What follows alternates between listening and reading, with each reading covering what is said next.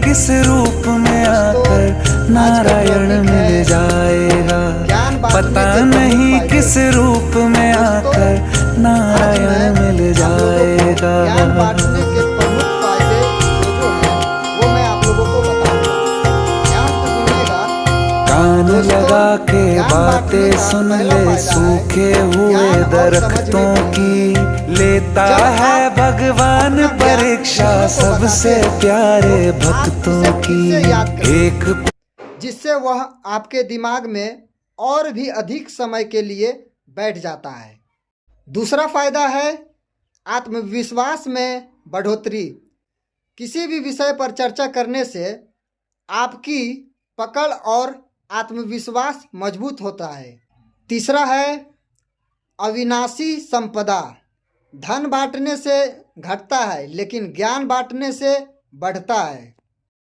चौथा फायदा है दोस्तों, ज्ञान से आप दूसरों की सहायता कर सकते हैं। आप किसी के जीवन से अज्ञानता के अंधेरे को दूर कर उन्हें सही मार्गदर्शन दे सकते हैं। पांचवा फायदा है पुण्य की प्राप्ति।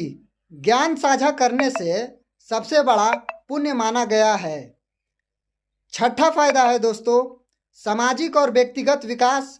यह समाज में प्रगति लाता है और व्यक्तिगत बौद्धिक विकास में मदद करता है। दोस्तों ये सारे फायदे थे जो मैंने आपको बताया है ज्ञान बांटने से आपको होगा। दोस्तों अकेले पढ़ना ज्ञान प्राप्त करने का पहला चरण है, लेकिन सच्चा सीखना तब होता है जब आप उस ज्ञान से को बाहर निकालते हैं। आपने कई बार यह महसूस किया होगा जब आप किसी विषय को समझने की कोशिश करते हैं तो वह आपके मन में और अधिक स्पष्ट हो जाता है।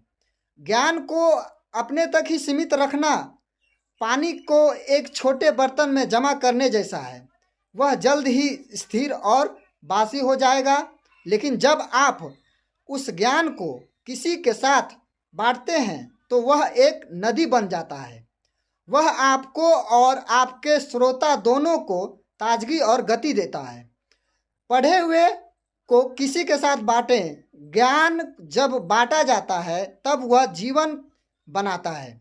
यह प्रक्रिया आपके निष्क्रिय ज्ञान को सक्रिय समझ में बदल देती है। जब आप किसी के विचार को अपने शब्दों में व्यक्त करते हैं तो आप उसे केवल याद नहीं करते, आप उसे अपने विश्व दृष्टिकोण का हिस्सा बनाते हैं। जय हिंद दोस्तों, धन्यवाद।